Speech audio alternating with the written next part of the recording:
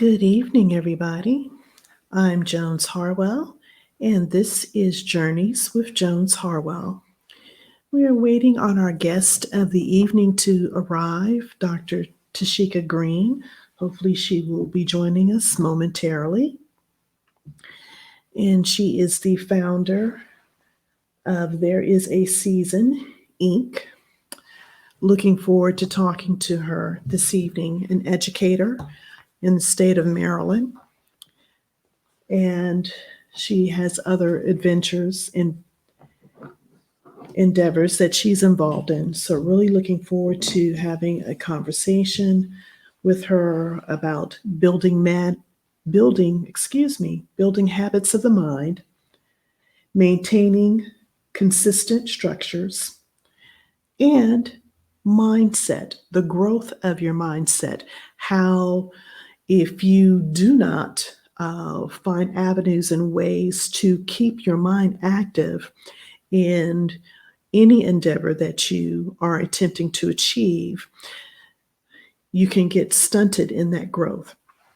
So, how do we grow the mindset? How do we change the mindset?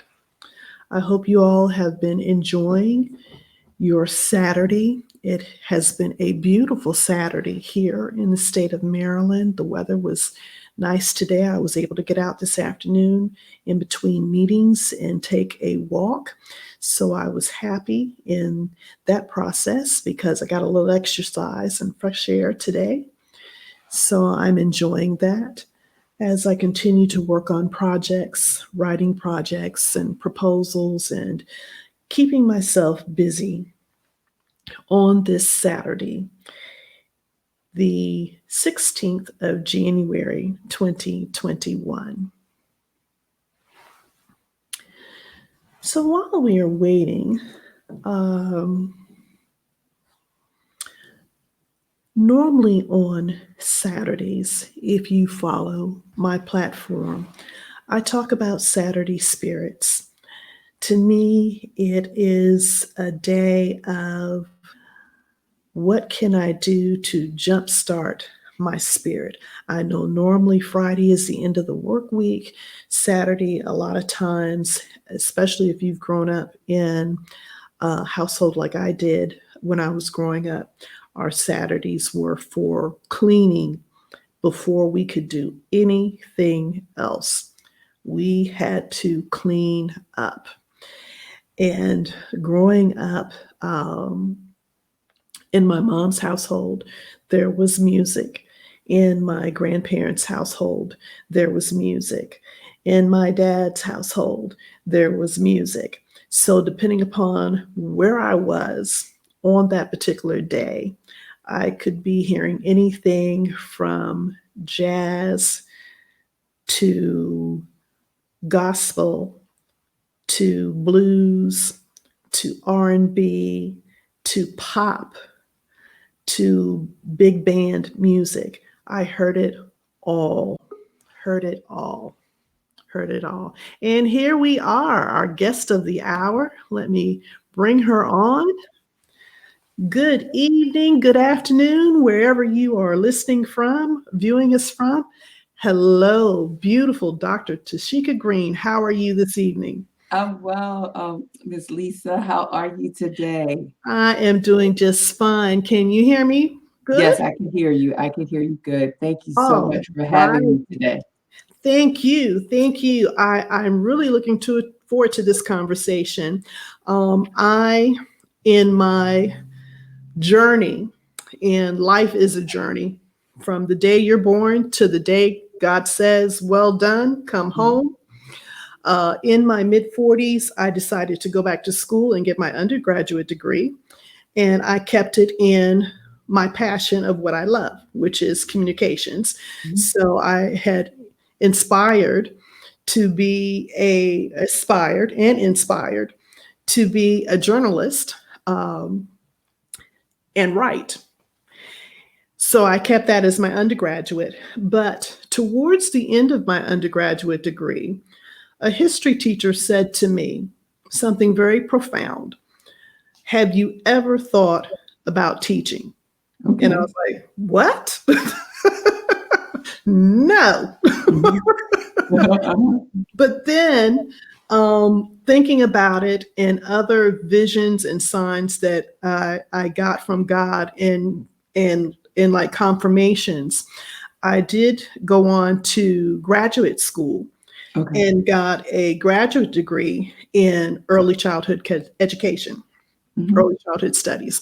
So I am really ready to talk to you about some of the platforms and some of the things that you do as an educator and as someone who is interested and involved Mhm. in personal development, not Mhm. only from a childhood youth, but on up to an adult.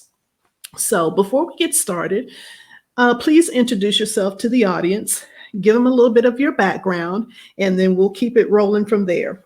Sounds good. And again, thank you, Lisa, for having me on your platform today to share out. I appreciate you. Thank you so much. My name is Dr. Tasheka Green. I am the president, founder, and CEO of To Everything There Is a Season. Within our company, we really help individuals and organizations to leverage their gifts, their passion, and their purpose so that they can maximize their greatest potential. So you did say that that could be as early as a child all the way up to an adult.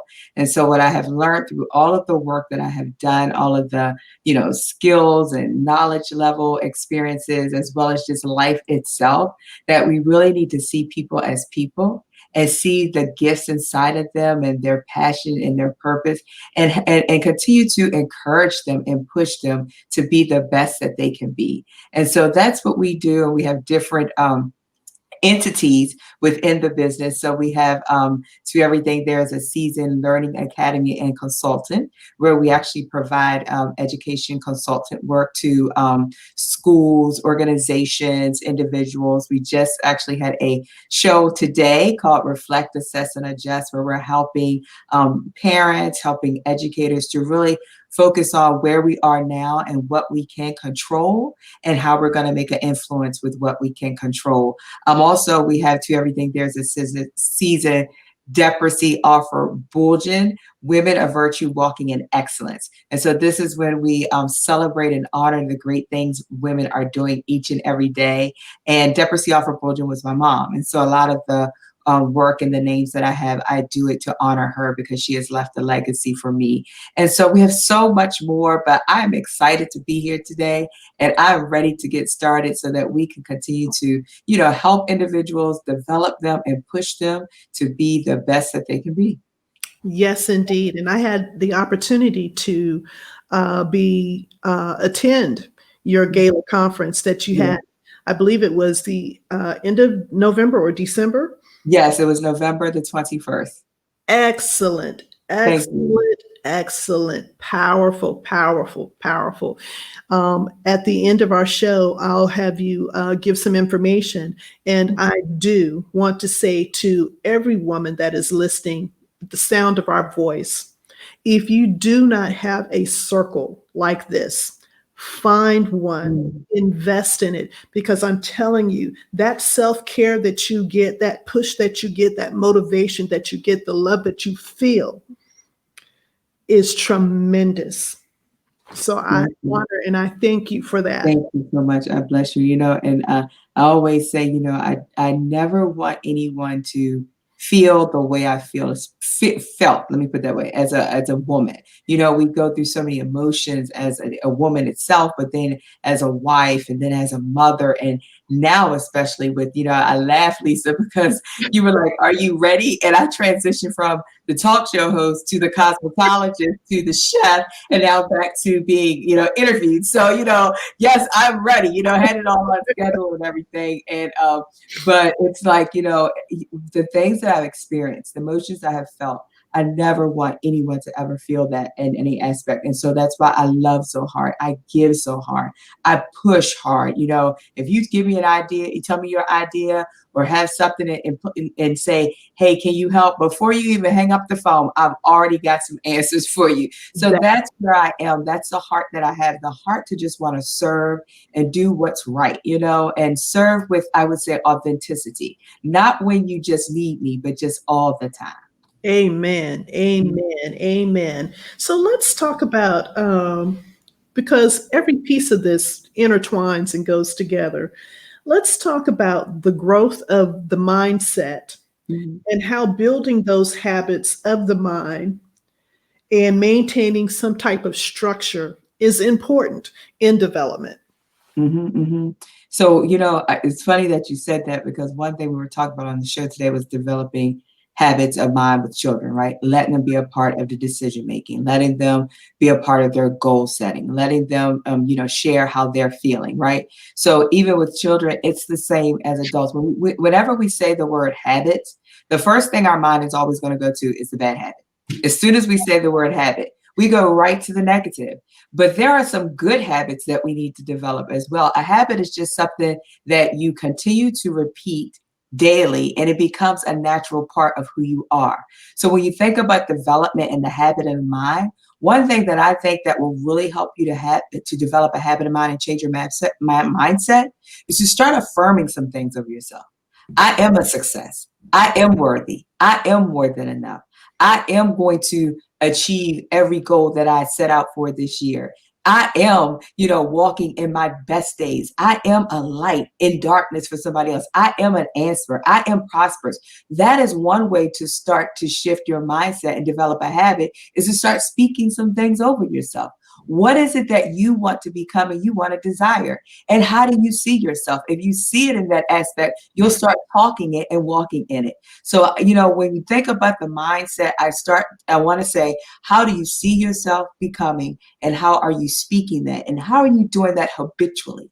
Every day. Just a couple weeks ago, I had it was an Everything Moment action board virtual party to shift people from the vision now to the goals, the plans, the target, your accountability partner, how to reflect, and even these affirmations. And so, with that being said, when we think about the habit of mind, the speaker there, she said this, Dr. Valika Moore, and she said, it takes 21 days to form a habit. But Yeah. she said, science says that it takes 63 days for it to become a naturally a part of you.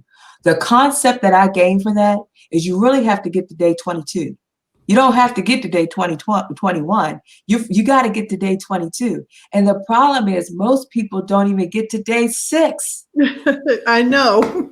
And so, you can't give up. You have already a resilience inside of you. Leverage that and walk in it and get to day 22. Because once you get to day 22, you've already formed that habit and you're ready to repeat that cycle again. And then it becomes a natural part of who you are. Yes. Exactly. One of the things that I know my son, he gets frustrated with, he's a high school senior. Mhm. And it's like there are things that I will repeat over and over and over Mhm. and over again. And he'll be, Mom, Mom. And I just tell him, when you leave me and you find yourself in a situation, Mhm. that bulb is going to go off because Yeah. you heard it, right? And Mhm. hopefully you'll tune into it and use it to, either pivot Mhm. if you need to, go left or right instead of going straight. So you're right on that. And I like that analogy of not the 21 days, but the 22nd day. Mhm. Do it on the 22nd day, then there you go. Exactly. Exactly. And keep pushing till you get there. Don't stop at day 5, day 6. Don't even stop at day 20.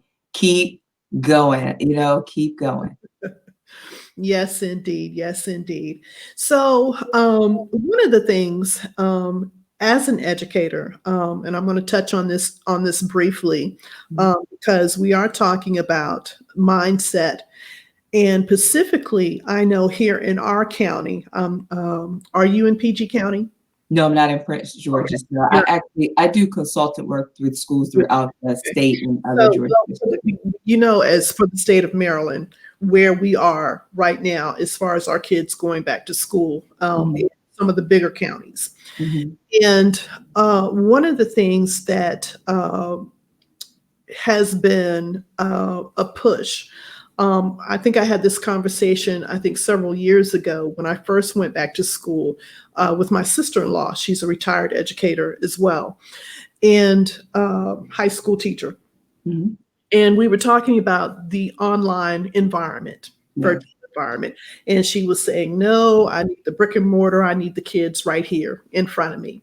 And I Mhm. was saying, eventually we're going to go that direction. There's going to have to be more of a virtual realm where kids can be exposed to more.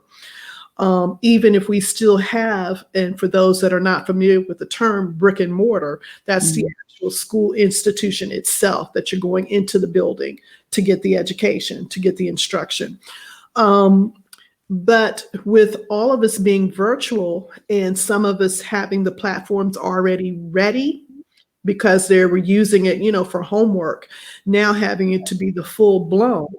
What are some of the recommendations or suggestions or avenues you think that we still need to pursue to really get kids to stay engaged? Because we find them at different levels. Some of them are ready to learn. They don't care what mechanism you throw at them, they're going to learn. Mhm. Some of them you have to meet them where they are. And then some of them you got to pull teeth to try to get them to the table or Mhm. to the computer screen. So, what are some of the things that you see that we can do as a community, as educators, as parents to help in this process? Mhm. Mhm. So one thing that I see to get kids engaged is we just talked about this, is how do we bring the children into the conversation and the decision-making process? When it comes to education and the children's learning, we have to, one, you've already said it, we have to develop a habit of mind even with the children, but we also have to let them know that they are the learner, right? So Right, they're the learner. So as the learner, what is the learner saying about the learning? How are they taking ownership of the learning? How are they being responsible? So we need to gauge the students. And, each jurisdiction, when they went about a virtual learning, they had surveys from the parents, they had surveys from the teachers, the community, things of that nature. Some may have had student surveys input as well. But what are the conversations we're having with them as it relates to their learning? What is working well with your learning? What are some things to change to make you more engaged? I currently now, just seeing how schools are trying to just get kids to log on because right, attendance is so low. They're trying, so not a lot, not saying to complete the work. We can't even to get them to log on. And I keep encouraging schools, yes, we want to get those kids in the seats, the virtual seats, but we don't want to lose the ones that's also showing up every day. And so when we look at our engagement, we have to look at why are the kids not logging on and how are we going to continue to keep the ones that show up every day. And so I would say make them a part of the conversation. Make them a part of the decision process, and also we cannot function the way that we used to. So I heard you said that was your friend said that I need the children in front of me, the brick and hmm mortar and things. hmm Well, guess what?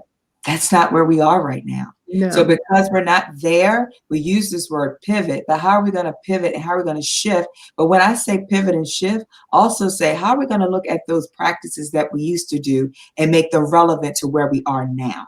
And so, we have to look at all of those aspects when it comes to engaging the children, making sure that they're a part of the conversation, the decision making, and looking at the practices that we have in place and adjusting them and shifting it so that it could be relevant and meaningful to where we are today.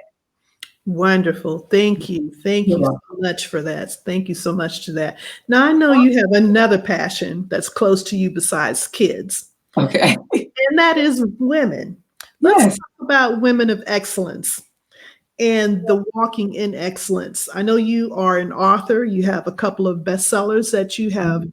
done anthologies with. Let's talk Mhm. a little bit about those. Yes. So, yes, I love women. I just love women. I love to see women, prosper. I love to see women be successful. I love to see women flourish. I love to see them in their happy place. It excites me, and I just said this the other day to a gentleman I'm helping with their human resources office. And I say, when you love what you do, it never feels like a day of work. And so, just to say, I love what I do. I love to help. I love to serve. I love to love. I just love to love. And so Women of Virtue Walking in Excellence was birthed out of, losing my mom in 2010. And so, I saw the things that she had went through as a mother, as a wife. Also saw what she went through the last 30 days when she was here. She developed some symptoms. And the symptoms actually, when they went to look to see exactly what was, going on, she had an ulcer. And then she had a bleeding ulcer. And then from the bleeding ulcer, when they tried to do some surgery, went inside and it was stage 4 cancer because it had metastasized to the liver all within 30 days. But again, I go back to say, I saw what my mother had went through, how she, was everything to us, how she was truly that virtuous woman. Proverbs, 31, 10 through 31. And so with that being said, I wanted to really walk in purpose as it relates to the work that I do, and making sure that women first self-care. I always say self-care plus self-love equals self-preservation. Take care of yourself because, even the doctor said when you bleed, you're bleeding from somewhere. You need to find out where you're bleeding from. And so often as women, we just keep going and we keep going and we take care of the symptoms or we take care of the things, but we're not taking care of, and I use this, where we're bleeding from. And so, there's things as women that we need to heal from that, and let go of things we can't control and things that, we can't change, and let go of the pain that's hurting us. Right. And I also say with Women of Virtue that character built you, wisdom made you, courage shaped you, and strength kept you. And so as a woman of virtue, you have built this inside of you to keep going, to keep, doing the things that you're doing, and to become who God is calling you to become. And so that's where Women of Virtue comes from. Every day, I just, however I can help a woman, love a woman, support a woman, celebrate, that's what I do, because that's what we're here from. And you said it, Lisa, get a support, or my first lady always says this, Lady Nakia, get a tribe that can you surround you, and not all the time telling you the things you want to hear. Get somebody that can tell you the things that you find as a confidant, that can tell you the things you need to hear to make you better. Exactly. So that's say that again, Lisa. No, go ahead, please. I always think about my grandmothers, my paternal grandmother and my paternal grandmother, maternal and paternal grandmothers. These ladies were women of when they spoke, you understood where they were coming from. But a lot of times they did not do that self-care that they needed to do. My paternal grandmother, same way, she came home from vacation, she complained her hip was hurting. By the time we got her to the doctor, she had stage 4 pancreatic cancer. She died 6 months to the day she was diagnosed. And to watch her go from a vibrant woman, a woman who was always on the go, always busy, to half a shell of what she was, that she couldn't even speak at the end, was painful. But what it did was it strengthened me to help be that rock at 26 to move forward through a lot of things that I have gone through. My father, bless his heart, is still living, but he's gone through some medical crisis after medical crisis after medical crisis that strengthened me to be ready for, to have that armor. My maternal grandmother knew she had breast cancer. Knew she had it for years. Did not say anything till she knew that every one of her adult grown children were at a place that they were okay, before she finally said, this is what I have, and told the doctors, I do not want any chemotherapy. I do not want any radiation. I'm going to live my life. And when she knew she was near her end, called her children together and said, I know you're okay now. I'm okay. I'm home. And it's just, I think her kids, fought her on that. Mom, Mm-hmm. don't want this help to help you have the doctors to help you. But I think she had gotten to a place where she knew that her job was done. Mm-hmm. You have to respect that. But it is hard when it comes sudden, so sudden, Mm-hmm. and little things that we don't pay attention to, or things, that if you don't have the right doctor, Mm-hmm. this is what I'm finding important because this happened to me. It took years of little things happening before I got the right doctor that put all the pieces together for one Mm-hmm. problem that I Mm-hmm. had been having for years. Mm-hmm.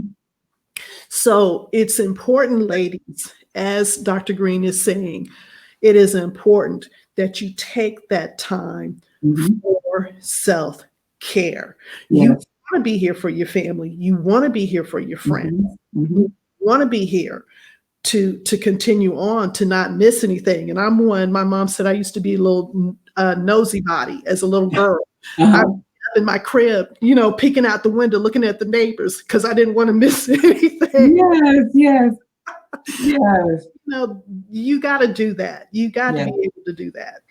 Yes, and also, when you think of self-care, I have learned that no is a complete sentence, and also, to let go and shed some of the things that is taking life out of you and not putting life into you, and in the same Say that again. direction. Say that Yes, again. to shed from things that are taking life out of you and not putting life into you.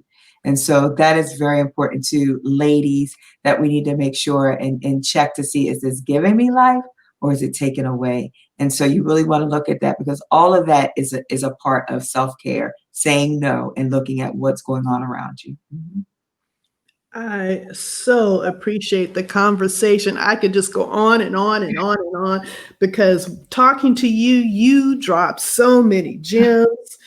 Just snap, snap, snap, snap, snap. Listen, it's no good of my own. It's all God. It's all God and wisdom. And, even today when I was reading Proverbs 2 about, we want insight from God. There's things that's God commanding us to get those insight. It's one to, stay in his word and to obey his command, and so there's things that we have to do. So as we're taking care of ourselves and looking at that, we also need to look at some of those things that will give us the wisdom that we need to walk in virtue. I mean, I was just laughing a few minutes ago. I was talking to my friend, and it was me, my friend, and my husband on a Zoom. And I said, "Yeah," because I was about to throw him away a couple months ago. For real, like I was about to throw him away, but no, I'm gonna keep him, and I told him to stick with me. Like I'm gonna keep him, like I'm doing him a favor, right? Like, Yeah, yeah, but yeah. I said that to say it was wisdom. It was wisdom that sat back and said, wait on the Lord and be of good courage. It was a wisdom that says, love is patient, love is kind. It was wisdom that made me 21 days reflect on myself and see what I was giving. And so, that's wisdom, because we have to be in a place where we can get the insight that we need in order to walk in the direction that God is leading. And that's the only way to get it. So I go back to say, it's no good thing on my own. It's all God. Amen. Amen. Amen. I have enjoyed the conversation. Thank you. Please, please tell the audience where they can find you. If they're in need of just prayer, they want to join your gala Sure. next year. I know you do the scholarship yearly through that. Yes, yes. Thank you, Lisa. So the benefit that we have because of the annual honors and gala is to provide a scholarship to a student in college. And so, yes, definitely, if you want to reach me, I'm on all social media platforms, Tasheka Green. And then our website is www, the number two, the letter E, seasons.com. So again, social media, Tasheka Green, and our website, www.2eseasons.com. And you could go there. That's like our main hub. And you could go there and it will take you to the Learning Academy website. It'll take you to I do a talk show every week with the wonderful host, Jacqueline Griffin. Moms, We See You. It'll take you to that site. It'll tell you about Women of Virtue. It'll tell you about my classes, my services, my products, and everything. And so just go to that website and it'll lead you in the direction you need to go. And definitely contact us. We would love to stay connected with you. Wonderful, wonderful. And you mentioned the talk show, Yes. and I think I've scheduled some, and something always comes up Mhm. and I can't get to it, and I'm saying I'm tabling out my time so I don't miss it. Talk about that briefly. Yeah, so Jacqueline Griffin, I actually met her through Women of Virtue Walking in Excellence maybe about 3 years ago, and she was honored. And we actually last year she had sent me a message and said, hey, are you still doing your talk show? Because she actually has a nonprofit called Moms Motivating Moms, and she's the president of her son's nonprofit, the Robert G. Griffin III nonprofit organization. And so we connected, we collaborated, and, we talked about where we are. And I always say, in the words of my pastor, Bishop Donald Wright of the Gathering, he says, I'm just talking to you and talking to myself and letting you listen. And so I was like, it's real over here, just because I'm an educator and, I'm in a 2-parent home and, have books and all talk show. It's real over here. A sister is praying through some challenges. And I always tell people, check on not just your strong friends, but your strong friends with daughters with strong personalities. Okay. So, All right. so from those experiences, and then just from, her love for motivating moms, we connected. We have this talk show every Sunday, 2:00 p.m., Facebook Live currently. And it's, for moms, by moms, and about moms. And we just want you to tune in because we just want to empower you. We want to inspire you, encourage you, and give you some practical things you can do while mothering during the pandemic. And so please do. And even if you're not a mom, we give tips, I would say, for women, also, we've had people on there to talk about self-care and, leaving a legacy and things of that nature. So please join us every Sunday, Facebook Live at 2:00 p.m., myself and Jacqueline Griffin. And the name of the show one more time. Moms, we see you because we see you, and you are not in this alone. All right. Making sure I put it here in the comments so people that do the replay, they can see it. Yes. And this is also going to be going out for those that don't like Facebook Live. Maybe they're a podcast person. I'm going to be pulling the audio off and loading it to my podcast, Journeys with Jones Harwell. And I appreciate you so much taking the time out of your busy schedule to come and have a conversation with me today. And never busy. I don't use the word busy. I use the word purposeful because busy is not productive. That's right. So purposeful. Right. Everything is intentional and purposeful. And that's changing the mindset. Exactly. Thank you so much for joining me today. Any last words you want to leave our audience? No, again, thank you and bless you for what you're doing and just trying to reach people as well during this time. And I celebrate you and all of your success. But the only thing that I just want to encourage everyone with is Psalms 31:24 in the Message version. It just says, be brave, be strong, don't quit. Expect God to get here soon. And then Galatians, I parallel with that and says, let us not be weary in well doing, for in due season you will reap a harvest if you faint not. So continue to, walk in character, continue to walk in wisdom, walk in courage, and walk in strength. Because let me just tell you, you got this because God has you. Thank you, Lisa. And if you're still here, go and live a purposeful life. Yes, ma'am. Indeed. Thank you, everybody. And thank you. I appreciate you. Thank you.